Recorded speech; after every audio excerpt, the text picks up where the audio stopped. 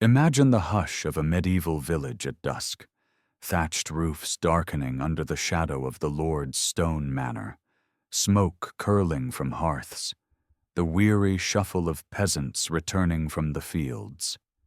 To live in such a place was to live under weight. The weight of the earth, which demanded endless toil, and the weight of power embodied in the figure of the Lord.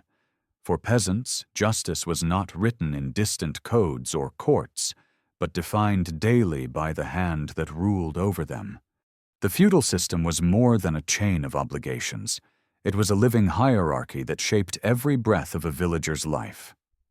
A lord was both protector and oppressor, a figure draped in contradiction. He commanded labor, demanded rents, and expected loyalty. Yet in theory, he was bound by custom to safeguard his tenants and ensure fair governance of the land. Villagers knew this duality well, that the same man who could feast on roasted venison might also decide whether a poor widow kept her cow. Children grew up hearing the rules as naturally as they learned to walk. The fields were not theirs, but held in the Lord's name. Firewood could be gathered, but only within limits. Mills and ovens were monopolies. Use of them required payment. The weight of these dues pressed hard, especially in lean years when harvests failed. And yet, peasants did not see themselves as powerless serfs bowed without spirit. They knew the customs of their village, the unwritten rules of tradition, and they believed those customs bound their lord as surely as themselves. It was this sense of custom that created a fragile balance. When the lord demanded more than what was owed, or when his officials abused their authority, villagers felt not only wronged but betrayed. Justice, to them, was not an abstract idea, but the preservation of balance, the respect of ancient agreements, the fair measure of duty, the protection of what was theirs by right of labor and memory. Still, the gulf between lord and peasant was immense. To the villager, the manor house was a fortress of authority. Crossing its threshold with a complaint meant stepping into danger. The Lord's word could condemn, forgive, or dismiss.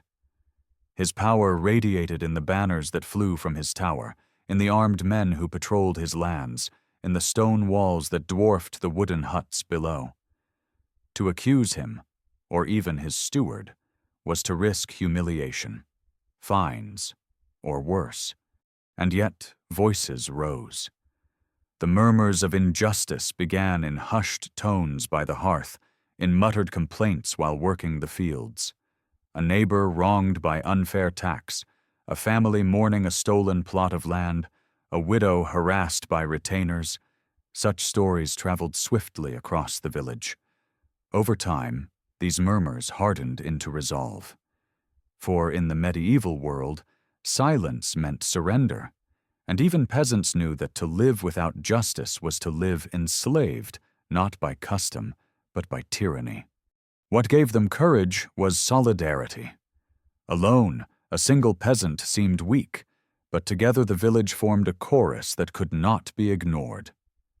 Justice-seeking began with whispers, but it gathered strength in the gathering of neighbors, the pooling of testimony, the collective decision to speak as one. This unity gave even the humblest voice a resonance that could echo into the Lord's hall. Thus the story of complaint begins not in grandeur, but in the simple rhythm of life. In a villager's heart burdened by wrong, in the village community stirred to act, and in the trembling yet determined steps taken toward the manor gates. For in the Middle Ages, justice was not handed down freely. It had to be wrestled from the hands of power. And as the candles burned in the Lord's hall, the question lingered. Would he hear them as subjects, or dismiss them as mere noise? Complaints in the Middle Ages were rarely born from lofty ideals. They grew out of the dust and hunger of daily life. A bent back in the field, a child's empty belly, a cow gone missing. These were the sparks that lit the fire of grievance. To understand how villagers sought justice, we must first walk among them and hear the murmurs of their most common struggles. The most constant grievance was rent. Fields were not free, they were held in tenure from the Lord. Each harvest meant not only feeding one's family, but also giving the best portion to the manor. In good years, a villager might meet his dues and still keep enough barley for bread and ale. But when rains spoiled crops or frost killed seedlings, the Lord's demand for rent did not vanish.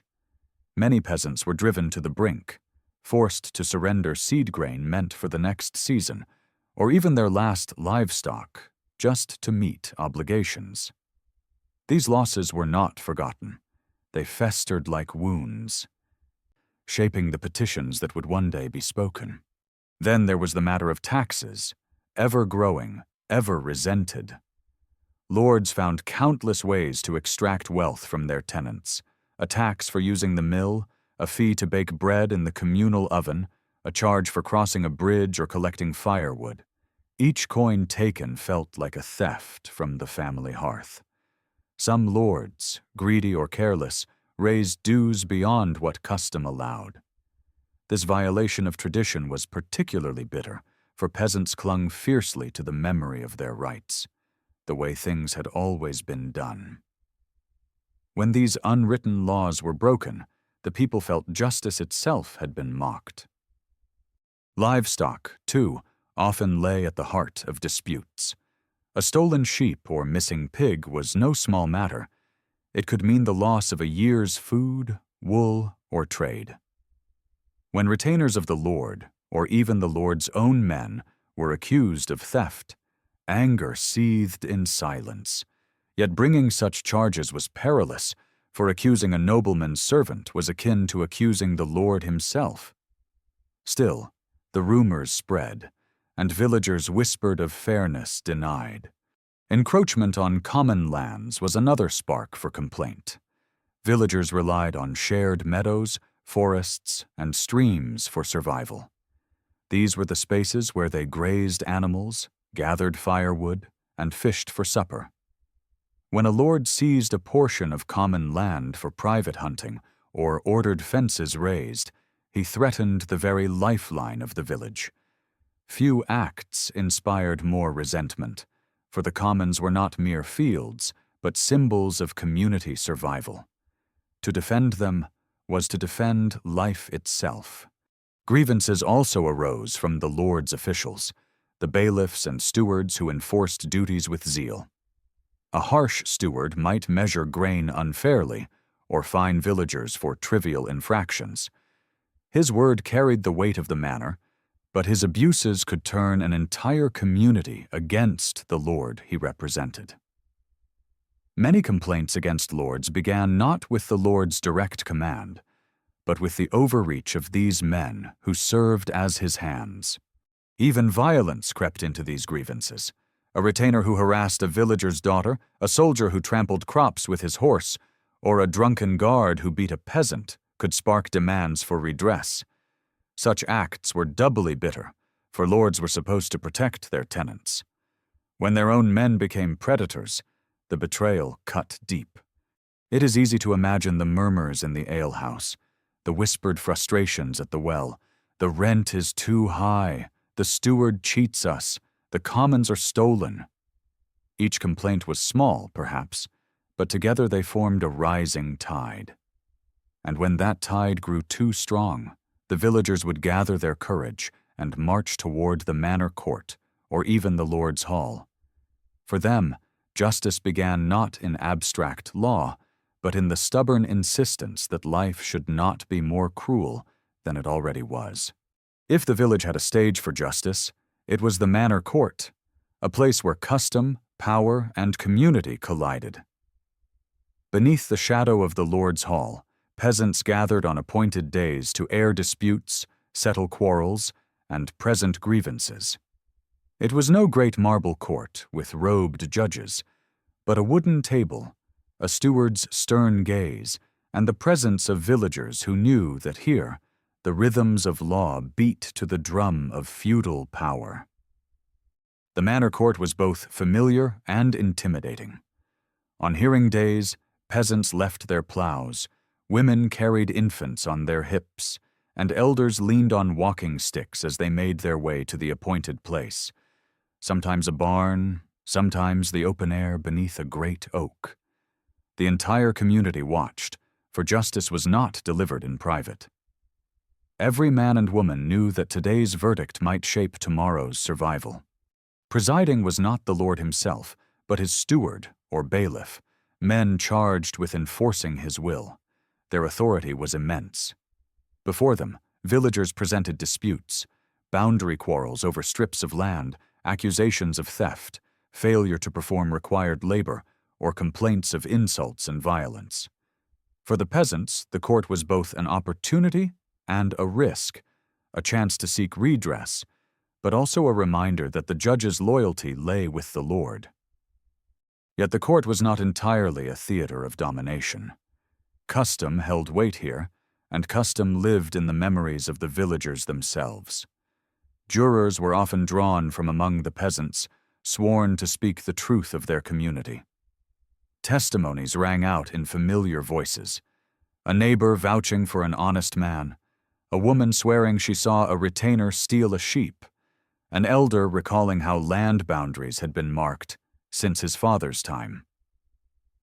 In these moments, the villagers' collective memory became a weapon, restraining the power of officials through the weight of tradition. For smaller disputes, the court offered a kind of rough justice. A man fined for letting his pigs stray into a neighbor's field might grumble but accept it. A woman accused of brewing ale of poor quality might be ordered to pay a few pennies. These judgments were not merely punishment. They reinforced communal order. In a world where survival depended on cooperation, the court kept peace, even if imperfectly.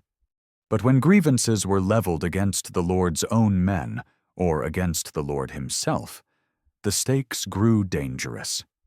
A villager might step forward, heart pounding, to accuse the steward of measuring rents unfairly. Another might claim that the Lord had taken more than his rightful share of the harvest. Such complaints were bold, and their outcomes uncertain. Sometimes the court acknowledged them, restoring stolen property or reducing unfair dues. Other times, the court dismissed them outright, punishing the accuser for daring to question authority. Still, even in its flaws, the manor court was a place where peasants could at least voice their frustrations, however timidly. For many, it was the only arena where the Lord's obligations to justice were made visible. To complain was to risk, but to remain silent was to surrender. And so, villagers came, complaining of rents, thefts, and wrongs, not because they expected fairness every time, but because the court kept alive the fragile hope that justice might be possible. Picture the scene. A man kneels, his cap in his hands, his voice trembling as he speaks of unfair dues. Around him, neighbors nod in quiet solidarity. The steward frowns, perhaps consults his records, and then issues a judgment. Whether fair or not, the ritual itself was important. For in that moment, the villagers were not invisible. They were heard, however faintly, in the hall of power. The manor court was a paradox, both a tool of control and a channel of complaint, both feared and relied upon. It did not erase the inequalities of feudal life, but it allowed grievances to surface, shaping a dialogue, however uneven, between lord and peasant. And in that dialogue lay the seeds of something larger, the idea that even the lowliest had a voice in the order of things. To petition the manor court was one thing. To stand before the Lord himself was another. For peasants, few acts carried more weight or risk. The Lord was not a distant symbol. He was the embodiment of law and power, the man whose banner flew above their fields. To seek his ear was to step into the lion's den, hoping the beast would listen rather than devour. The ritual of petition began with humility. A villager summoned courage, perhaps urged on by neighbors or pressed by desperation, and approached the Lord's hall. The heavy doors loomed, guarded by retainers in mail. Inside, the atmosphere was thick with authority. Banners hung on stone walls, hounds dozed by the fire, and retainers whispered as the supplicant knelt. To speak at all in such a place was an act of defiance wrapped in reverence. Kneeling was not just custom, it was performance. The peasant bowed low, cap in hand, and began with words of submission. "My lord, with your leave," before daring to name the grievance. The tone had to balance humility with urgency. Too meek, and the complaint would vanish into indifference. Too bold, and it might provoke wrath. The petitioner's voice trembled not only with fear, but with the weight of the entire village, for often he spoke on behalf of many. Responses varied as widely as the lords themselves. A just lord might listen patiently, weigh the facts, and offer redress. History holds examples of lords who reduced rents in times of famine, restored lands wrongfully seized, or punished retainers guilty of abuse. Such decisions bound peasants closer to their lord, reinforcing loyalty through fairness. For a single act of mercy could echo for generations, retold in village memory as proof that justice was not dead. Yet not all lords were merciful. Some saw petitions as insults, challenges to their authority. A proud or greedy lord might dismiss the complaint with scorn, fine the petitioner for false words, or even order harsh punishment. To complain against one's master was to remind him that power had limits, and not every lord welcomed the reminder. There are tales of villagers beaten for insolence, of petitions torn to shreds before they could be read. The risk was real, and every step toward the Lord's hall carried the possibility of ruin. Still, peasants persisted. Why? Because silence guaranteed nothing, while petition carried at least the chance of change. In times of crisis, failed harvests, plague, or war, lords who ignored their tenants risked rebellion. Even the most arrogant noble knew that discontent could boil into defiance. Thus, many lords, even if reluctantly, allowed their tenants to air grievances. Listening, if not always acting, was a way of keeping peace. Often these encounters were shaped by theater as much as substance. The lord, seated high in a carved chair, radiated authority, while the villager, kneeling in the rushes, embodied humility. But beneath this ritual, a negotiation was taking place. The villager reminding the lord of his duty, the lord deciding how much justice he could afford to give without losing face. In that fragile space, justice flickered like a candle in the wind. Picture a widow, gaunt and weary, stepping forward to beg for her right to gather wood without harassment. Imagine a father pleading for his son, fined beyond reason by the steward. Their voices might quaver, but they carried centuries of custom and the silent strength of community behind them. Even the loftiest lord could not entirely ignore such appeals, for they echoed the very principles that underpinned feudal order. That duty ran both ways. Thus, seeking the lord's ear was both act of courage and gamble of fate. It was the villager's boldest cry, delivered into the heart of power. Sometimes it ended in mercy, sometimes in ruin. But each petition, spoken beneath the vaulted roof of the manor hall, whispered the same truth, that even in an age of hierarchy, the humblest souls still reached for justice. In the solitude of a cottage, a peasant's complaint could be silenced with a gesture, a fine, or a threat. But when the whole village gathered, when dozens of voices rose as one, the balance shifted. In a world where power flowed downward from the Lord, solidarity was the only weapon that peasants possessed, and they wielded it with quiet cunning and at times startling boldness. Collective complaint was the heartbeat of medieval villages, fragile yet resilient, humble yet daring. It showed that even under the crushing weight of feudal power, unity could give voice to the voiceless. And each time a village stood together, it planted a seed of defiance that would one day grow into larger movements, proof that solidarity was, and remains, the weapon of the weak. When courage was found, solidarity took shape. Instead of a lone petitioner kneeling before the manor hall, a group would appear, neighbors shoulder to shoulder, voices firm. Some carried petitions written by the village priest or a sympathetic scribe, their words pleading for mercy, yet heavy with the weight of collective demand. Others relied on the raw force of presence. A crowd at the Lord's gates was a message in itself, declaring that grievance belonged not to one, but to all. The risks were great. Lords disliked mobs at their doors. Officials feared the whisper of rebellion. Punishments for collective action could be harsh. Fines levied on entire communities, confiscations of land, or the singling out of ringleaders for imprisonment. Yet peasants took the risk because solidarity offered a kind of shield. A lone man could be crushed. A village was harder to silence. When every neighbor swore the same oath, every testimony echoed the same truth. Even the Lord's steward found it difficult to sweep the matter aside. One common form of protest was the refusal of labor. If the Lord demanded extra work beyond custom, villagers might simply stay home, leaving fields untilled or harvests undone.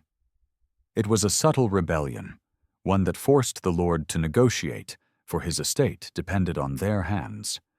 At other times, villagers withheld rents, pooling their coins together in defiance. These were not acts of anarchy, but calculated gestures of unity, reminding the Lord that his wealth was born of their toil. Festivals and holy days often became the stage for solidarity. Gathered for mass or feast, villagers whispered plans and spoke grievances in plain sight of the church. Processions to the manor gates were timed with saints' days, cloaking protest in the language of piety. To march as a village, prayers on their lips, grievances in hand, was to blend devotion with defiance, a tactic that placed moral weight on their demands.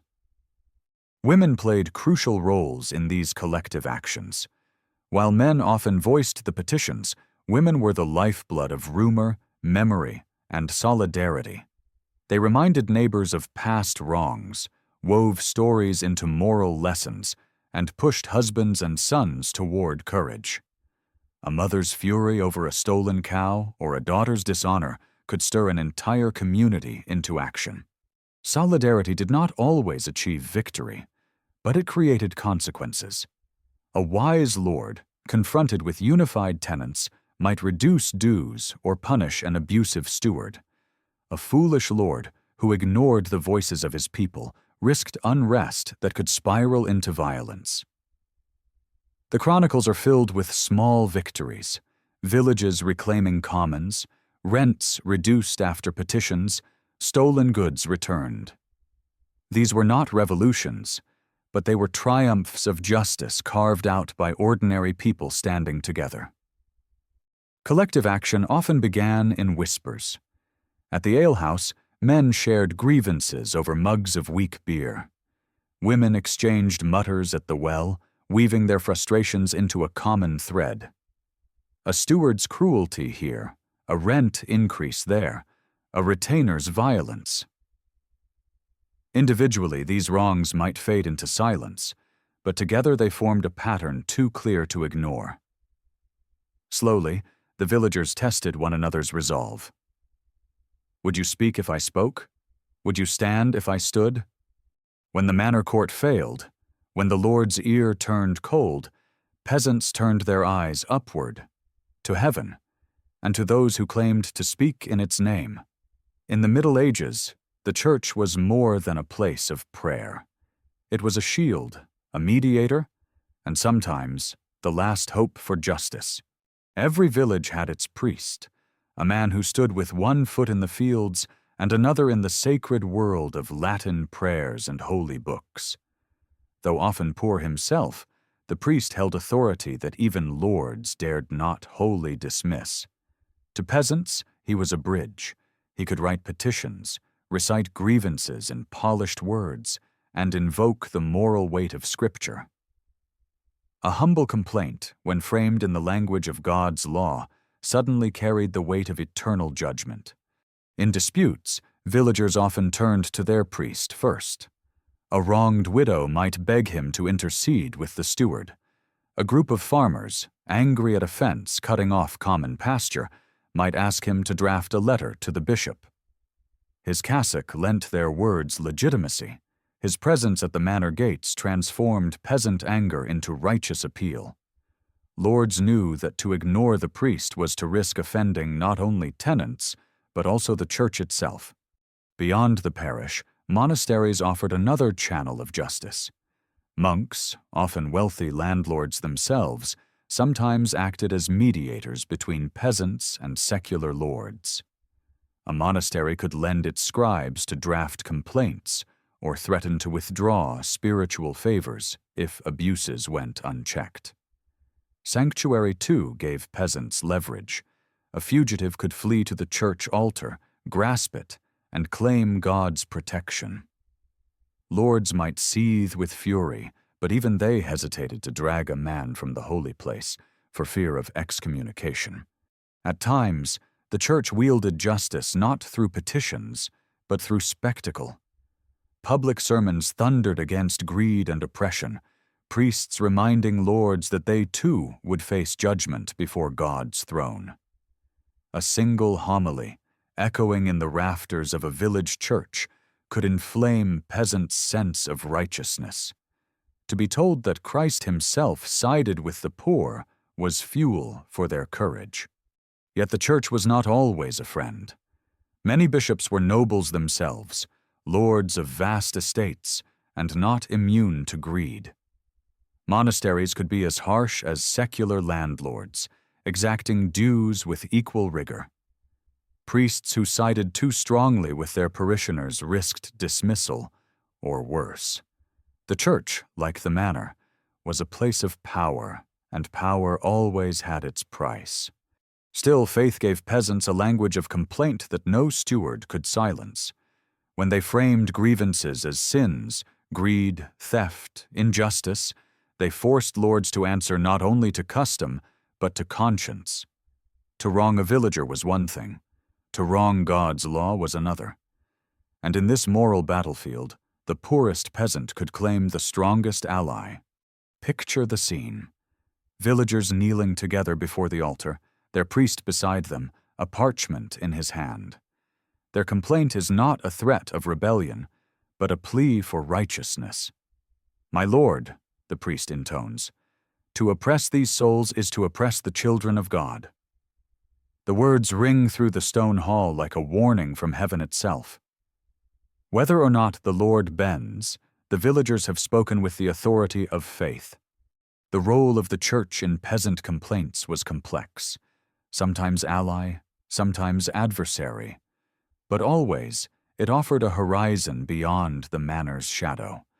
By invoking heaven, peasants lifted their grievances from the soil of their fields to the courts of eternity. And in doing so, they reminded their lords that justice was not merely earthly, it was divine, and it demanded to be heard.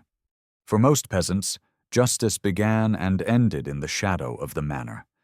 Yet there were moments when the village's courage or desperation carried them beyond those stone walls, past the local priest, and into the wider machinery of medieval power. To appeal to higher authority was to gamble with fate, but sometimes it was the only path left when the Lord turned deaf to their pleas. The crown itself was the ultimate source of law. Kings claimed to be anointed by God, guardians of order, charged with protecting even the lowliest subject. In practice, few peasants ever stood before a throne, but their voices could still travel. Through petitions carried by clergy, scribes, or even sympathetic noblemen, complaints sometimes reached royal ears. The language of such petitions was careful, almost worshipful. Our gracious Lord King, protector of the poor.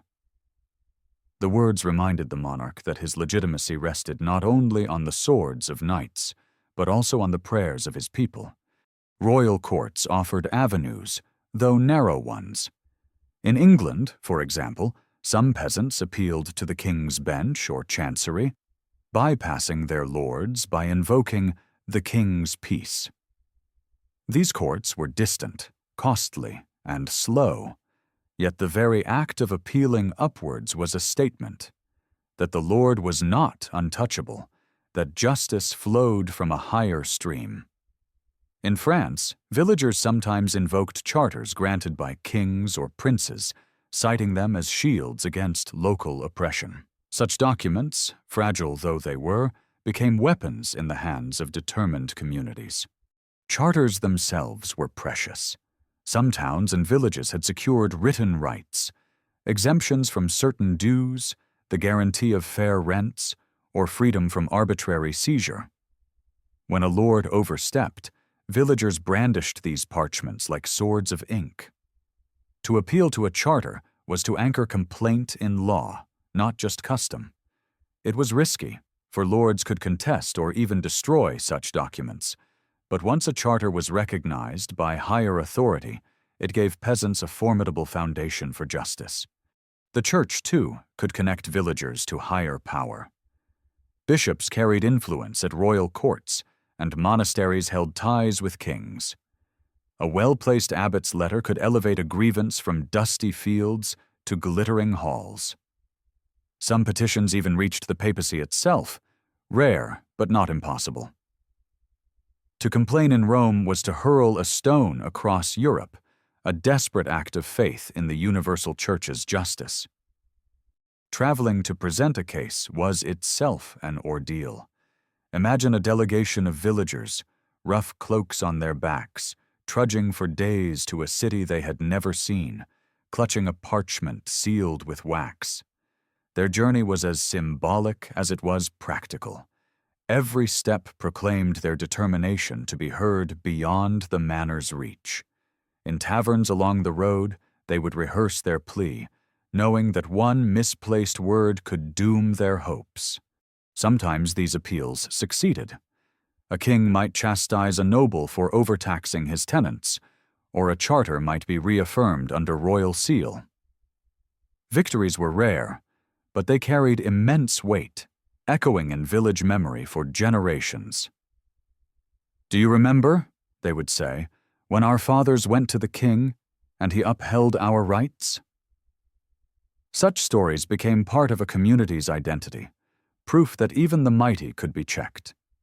Other times, appeals failed, dismissed as trivial or buried under politics.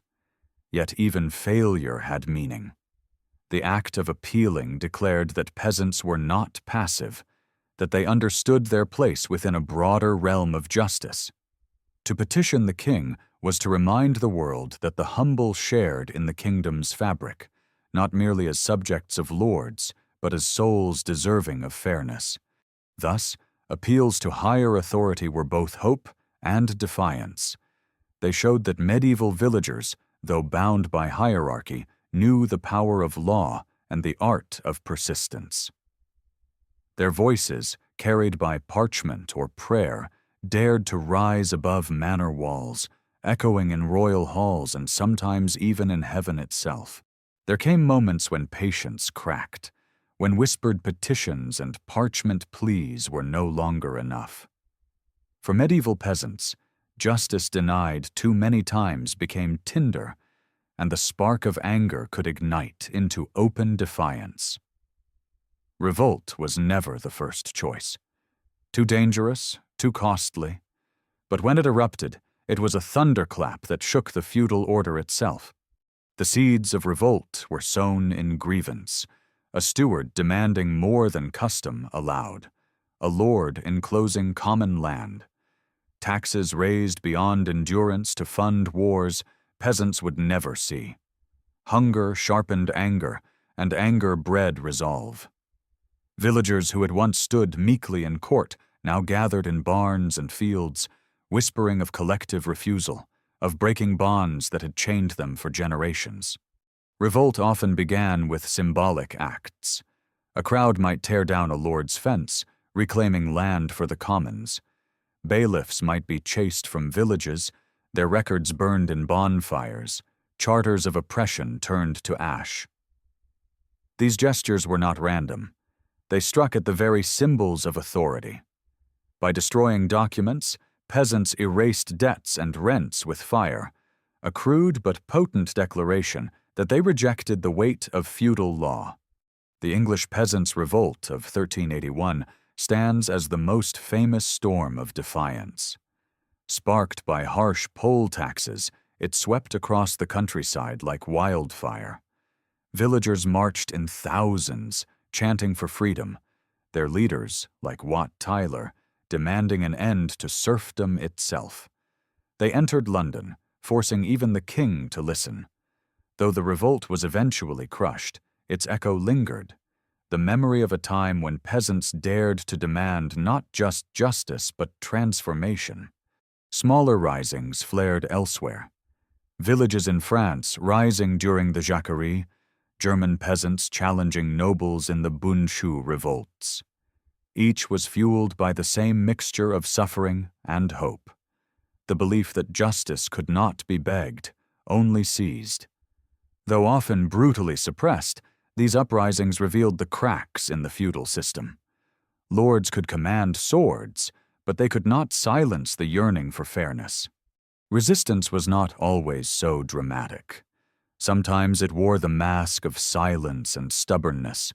A village might quietly refuse to deliver extra grain. Peasants might vanish into forests rather than labor on the lord's land. Tools were hidden, carts overturned, obligations delayed. These acts of everyday resistance, small, almost invisible, were safer than open revolt, but carried their own power. They reminded lords that authority depended on compliance, and compliance could wither when justice was denied. Of course, the cost of open rebellion was high. Lords responded with brutal force, gallows raised in village squares, rebels executed as warnings, fines imposed so heavy they crippled communities. Families mourned sons who swung from ropes, fields lay abandoned in fear. Revolt was a gamble of life and death, and history is strewn with its failures. Yet even in failure, resistance planted seeds. Each rising left behind a story, a memory whispered to children by the hearth. We once stood together. To revolt was to gamble against impossible odds, but it also revealed a truth, that peasants were not voiceless pawns, but thinking, feeling people who understood power and dared to challenge it. Their rebellions were not blind rage, but desperate cries for dignity, forged in the fire of survival. And though lords crushed them, the echoes of those cries shaped the slow march toward change. Revolts and resistance were the harshest form of complaint, the last resort when all others had failed. They remind us that beneath the quiet of medieval villages burned a spirit that no manor wall could wholly contain. Justice denied could be delayed, but never silenced. And when it finally erupted, it wrote itself into history with blood and flame. Every complaint carried a question heavier than parchment or ink. Was it worth the risk? For peasants, demanding justice was never only about fairness. It was about survival. To challenge a lord, even with words, meant stepping into danger. And yet, to remain silent often meant enduring hunger, loss, or despair. Between justice and survival stretched a tightrope, and the medieval villager walked it with trembling feet. A poor farmer weighing a grievance against his lord had to think of more than his pride. He thought of his wife, of children waiting for bread, of fields that could be seized in retaliation. To demand redress might mean losing not only favor, but livelihood. For many, silence became the safer choice. To bow, to endure, to mutter curses only to the wind. Their survival depended on submission, and yet their dignity withered under its weight. But survival could also drive complaint. When dues rose so high that families starved, when justice was denied so often that despair grew unbearable, peasants risked everything. A complaint was not merely a plea. It was a gamble that might save an entire household from ruin. The choice was brutal. Risk punishment now or watch the family wither slowly under injustice. For some, courage was born not of hope, but of desperation. The community shared in these choices. A lone voice was fragile, but a chorus carried strength. Villagers often presented complaints collectively, not only for fairness, but for safety. If the Lord punished one, he punished all, and the shared burden made defiance bearable. Justice and survival intertwined. Unity itself became a survival tactic. To speak together was to survive together. Still, fear was ever present. A lord angered by a complaint could fine a village until it bled, seize cattle, or throw leaders into a dungeon. The memory of punishments past haunted decisions. Tales of men whipped, of women cast out, lingered in village memory. And yet so too did the stories of those rare moments when courage bore fruit, when a lord relented, when a king's ruling upheld their rights, when justice, however fleeting, was won. The balance between justice and survival was never fixed. It shifted with harvests, with wars, with weather. In good years, with barns full and spirits high, peasants might dare to demand fairness. In famine years, with bellies empty, silence often prevailed, for survival left no room for risk. Justice, in those times, became a luxury. Yet the memory of injustice smoldered, waiting for better days to fan it into flame. Faith played its part in this balance. To endure injustice silently could be seen as Christ-like patience, suffering with hope of eternal reward. To seek justice boldly could be seen as righteous courage, echoing the prophets. Each villager carried not only the weight of hunger, but of conscience, torn between humility and defiance. Even survival was not only of the body, but of the soul. So medieval peasants lived in this constant tension, caught between the yearning for justice and the instinct to survive. They measured every word, every gesture, in the shadow of danger. Yet their struggles reveal a truth as timeless as their plow and their prayer, that survival without dignity is hollow, but dignity without survival is fleeting. Their complaints, whether voiced or swallowed, were acts of endurance, shaping not only their lives, but the slow, grinding path of history itself. The echoes of medieval complaints have not faded. Though the voices of peasants were often silenced in their own lifetimes, their struggles carved marks upon the fabric of history, faint but enduring. To understand their legacy is to see how whispers in village halls and murmurs before the manor gates became part of the great story of human justice. In countless parchments that survive, we read their words, records of manor courts, petitions to kings, grievances brought to bishops. They are fragments of lives otherwise invisible. A widow demanding her rightful cow, a tenant protesting unfair rent, a village resisting a lord's fence. Small voices, but together they form a chorus. They remind us that history is not only knights and kings, but the humble souls who tilled the earth and dared to ask, "Is this fair?" Though many complaints failed, they sowed seeds of change. The repeated act of appealing, whether to priest, to charter, to king, helped define a sense of rights, however fragile. Custom hardened into precedent, precedent into law. Over centuries, the persistence of peasants contributed to the slow emergence of legal protections, the recognition of common rights, and the eventual erosion of serfdom. Their struggles bent history, not in a sudden blaze, but in a patient, relentless grind. The legacy was also cultural. Stories of defiance lived on in song, in folk tales, in whispers passed at the hearth. Children grew up hearing of moments when their elders had dared to challenge injustice, when even the poorest had raised their heads. These tales gave courage, teaching that survival was not only to endure, but to demand. In memory, the failures became lessons, and the rare victories became symbols of hope. The church, too, carried forward this legacy. Sermons that defended the poor, saints who protected peasants, doctrines that declared the dignity of every soul. All were shaped by centuries of struggle. Even lords could not escape the shadow of such teachings. The idea that power carried responsibility, that justice was a sacred duty, owed much to the persistence of the lowly demanding to be heard. And revolts, though often crushed, left scars that nobility could not ignore. After the great uprisings, reforms sometimes followed. Taxes eased, obligations adjusted, charters reaffirmed. The fear of rebellion became itself a kind of leverage, a silent partner in negotiation. The bloodshed in fields and towns was not wasted. It stained the memory of rulers and restrained their hand, however slightly.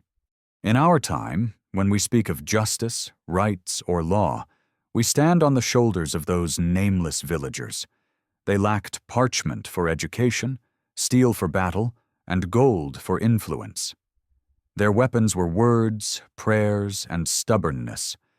And yet, across centuries, they helped shape the very idea that the lowly could appeal to the mighty, that power could be questioned, that justice belonged not only to kings, but to all.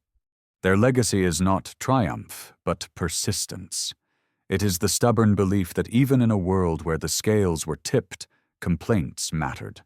Some were dismissed, others punished, a few rewarded, but together they became a tradition of struggle.